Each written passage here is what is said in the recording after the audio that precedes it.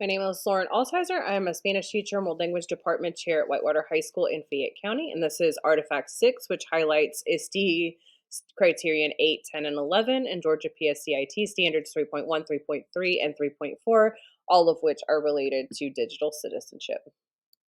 Hi, my name is Lauren Altizer, and I am a Spanish teacher at Whitewater High School in Fayette County, Georgia. I was working with students in grade 9 for this project. And this is how I use my digital citizenship project to meet Standard 3.1 ISTE Criterion 8 by implementing learning experiences for students to be empathetic and socially responsible. As part of this project, I developed 2 lessons on social responsibility and empathy. My first lesson was called Think Before You Publish. For this lesson, I really wanted students to develop empathy and really build awareness of how their actions affect others and their community. I really had my own classroom community in mind and the community at large in this lesson. The second lesson that I worked with students on was called Good Intentions Are Not Enough. In this one, I really wanted students to think about how their posts and comments online affect others and using the feelings and options framework to really understand what are you trying to convey with that and what might you be conveying with that. So how do we avoid hurting others? Both lessons went really well. As part of this project, I reflected on the lessons that I did after I had built them and worked through a group of students with them. The Think Before You Publish was a lot of fun. I was nervous giving up so much class time because it was really hard to think about implementing this particular standard in content. I teach Spanish to novice learners, so they just really didn't have the language to engage with this in Spanish and get it what out of it what they really could. So we did a lot of things in English. It's one of the reasons I picked my ninth grade group because I have an extra 25-minute enrichment period, and we just use that time once or twice a month to work on our digital citizenship. This lesson, they did a Padlet at the end with some ideas for what should you do if you see something hurtful on the internet or receive something in a text message. And at the end, I gave them specific language. They needed a lot of frameworks and protocols to engage in this kind of work. It's a little bit of an immature group, or was. So this, like the exit ticket says, I used to think blank, but now I understand. Going into these lessons, I was a little nervous about working with this group, but also excited. It's a very, it was an immature group. They were not always nice to one another at the beginning of the year. So it was fun. The students really liked it. One of the things the students said, they were surprised to do this type of lesson in a Spanish class, but they had fun writing captions for pictures and looking at the pictures that I had taken of them. They did say it was awkward at first writing in that style using the framework that they were provided. And then in the second lesson, it actually turned out really well. I was again nervous working with this group with this lesson, but they did an amazing job, and I was really fun to watch how this class grew closer and more caring for one another as we did this lesson. This is just some fake Instagram posts that I did, but next time I teach this one, I definitely want to do some of the extension activities that I came up with. Hi, my name is Lauren Altizer. I am a Spanish teacher at Whitewater High School in Fayette County, Georgia. I implemented this particular artifact with students in grades 9 through 11 in a Spanish 1 course, and this is evidence of Standard 3.3 Criterion 10, which is mentor students in safe, ethical, and legal use, including intellectual property. For this standard, I developed 2 mini lessons related to online safety, ethical use, and legal issues. The first lesson was entitled, Is My Work Really My Work? I really wanted students to understand how to use technology tools appropriately to create content. This actually feeds really nicely into the current debate about AI. But one issue that we've had in the language classroom is students using online translators.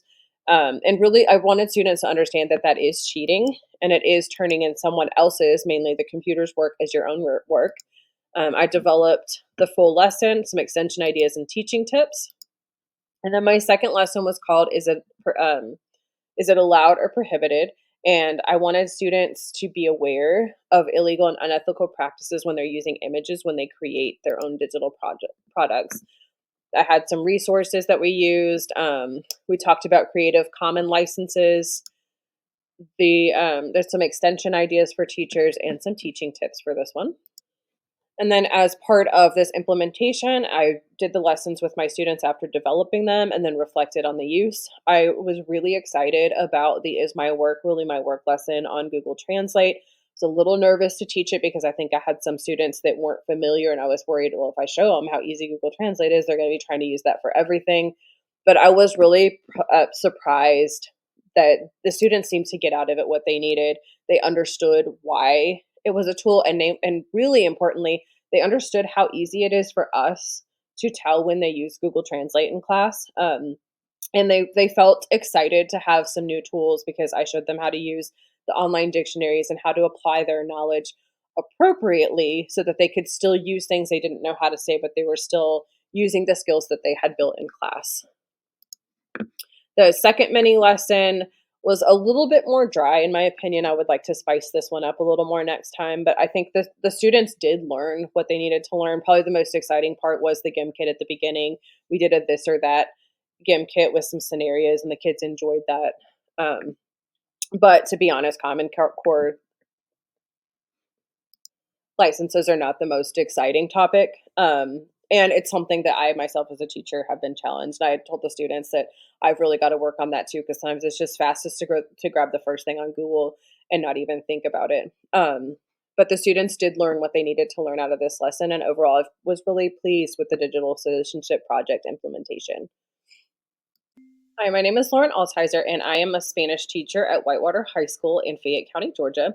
And this is a part of my digital citizenship project. And this section specifically is focused on Standard 3.4 Criterion 11, which is to model responsible use, including protection of digital identity and personal data. For this project, I developed two lessons on digital identity and privacy. The first one was called Is It Secure or Not? And was focused on students understanding what a secure password looks like and why that's important, so that they would know how to create one and why they should have secure passwords. This one we had a lot of fun with. We got to go over letters, numbers, and special characters in Spanish. We got to do some comprehensible input stories. We played a Book It in Crypto Hack mode, which is perfect for this topic. And then they had an exit ticket.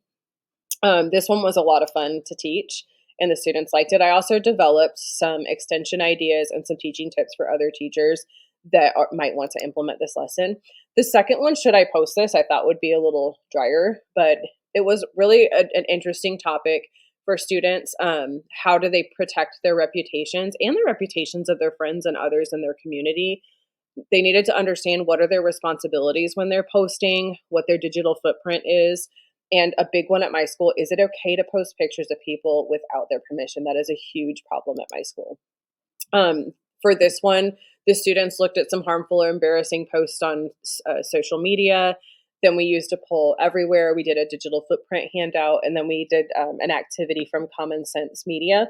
I provided some extension ideas and then some teaching tips for other teachers that might want to implement these lessons. And then as part of this project, after developing the lesson, I taught the lesson with my students and then reflected on how it went.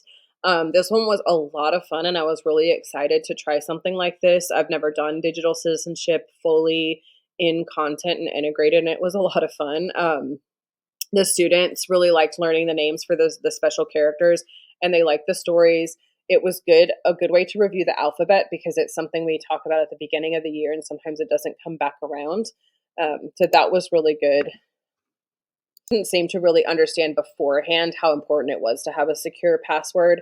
And my district just changed passwords this year, but at the time that we did this, they really weren't practicing good password behavior because the district passwords for students were the first letters of their last name with capital and then their birth date, so not super secure.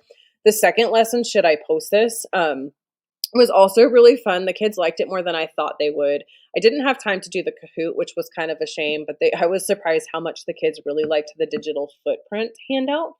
And they really liked looking at embarrassing photos of people. But this was just a really fun lesson to get kids thinking about what they would do. Main thing that I would change would be having a more engaging exit ticket. But sometimes as educators, we have to do what we have time for. Thank you for Thanks for watching. watching.